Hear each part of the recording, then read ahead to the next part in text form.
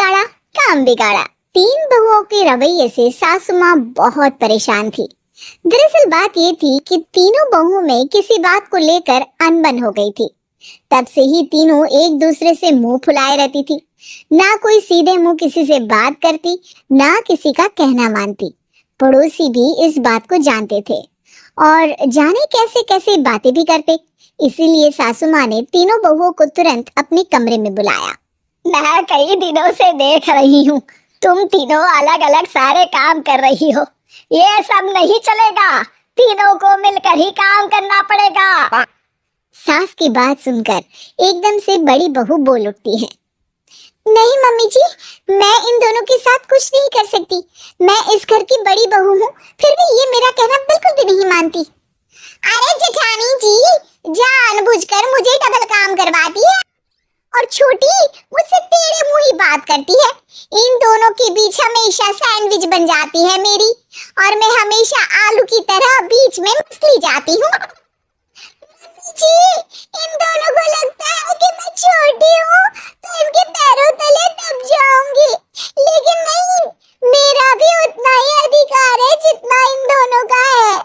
बड़ी आई दोनों मेरी चुगली करने के लिए, मुझे क्या कम समझ रखा है। तीनों बहू एक दूसरे से बहस करने लगती है और सास दोबारा ये देखकर टेंशन में आ जाती है और सबसे कहती है, चुप हो जाओ, अब से तुम तीनों सारे काम एक साथ करोगी, आंख बंद करके एक दूसरे की बात सुनोगी। तुम तीनों इस बात को गांठ बांध लो, वरना अगली छुट्टियों में तुम्हारा अपना मायके जाना कैंसिल। सास की बातें सुनकर डर के मारे तीनों हामी भर देती हैं। जी मम्मी जी, मैं समझ गई। मम्मी जी, जैसा आप कहें, आप जो कहेंगे मैं वही करूंगी। तीनों बहू सास की बात को गांठ बांध लेती है और वादा करती है कि अब से सारे काम वो तीनों एक साथ मिलकर ही करेंगी। ये सब देखकर सास खुश हो जाती है और वहां से चली जाती है। नीचे जाकर वो देखती है कि घर में शर्मा जी आए हुए होते हैं। सास जोर से आवाज लगाकर कहती है, अरे बहू, जरा चाय बनाकर तो लाना, शर्मा जी आए हैं। सास की बात सुनकर तीनों बहू तुरंत किचन की ओर भागती है और चाय बनाना शुरू कर देती है। मुझे तो एकदम मसाले वाली कड़क चाय पसंद है, तो हम शर्मा जी के लिए मसाले वाली चाय ही बनाएंगे। अरे नहीं दीदी, गर्मी के मौसम में मसाला चाय कौन पीता है? मैं तो शर्मा जी के लिए इलायची वाली चाय ही बनाऊंगी। ये कैसी बात कर रही हैं आप दोनों? मेरी मम्मी ने सिखाया है कि मेहमान को ज्यादा दूध और शक्कर वाली चाय देनी चाहिए, वरना वो घर वालों को कंजूस समझते हैं। तो मैं तो शर्मा जी को ऐसी ही चाय दूंगी। तीनों बहुएं अपने अपने तरीके से चाय में शक्कर, मसाला, पत्ती सब डाल देती है।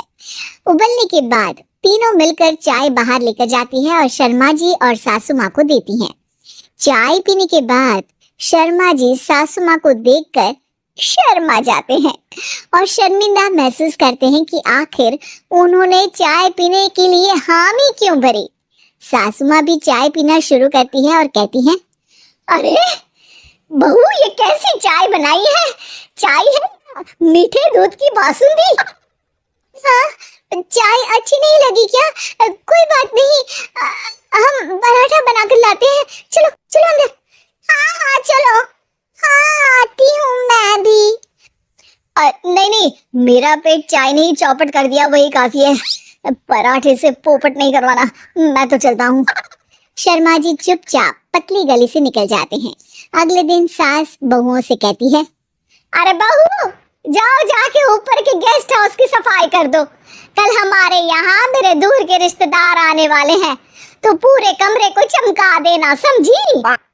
तीनों बहू सास की बात को मानकर ऊपर सफाई करने चली जाती हैं और तीनों कमरे की सफाई चालू कर देती है।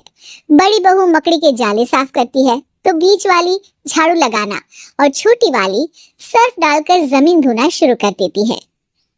अरे दीदी, जेठानी जी, अभी मैंने पूरी फर्श धोई और आप फिर से धूल नीचे गिरा रही हैं।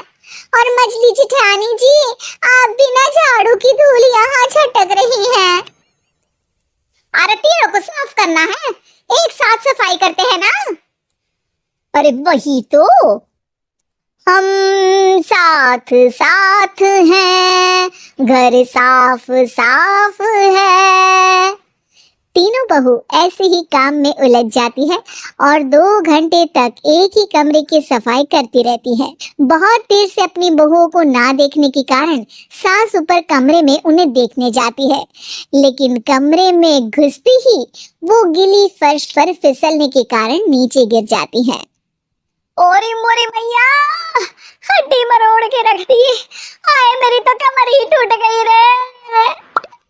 तीनों बहुएं सास को उठाती हैं और बिस्तर पर सुला देती है। अरे मेरे हाथ पैर दर्द कर रहे हैं, दबा दो, आराम मिलेगा। हाँ जी माँ जी। अरे जी माँ जी।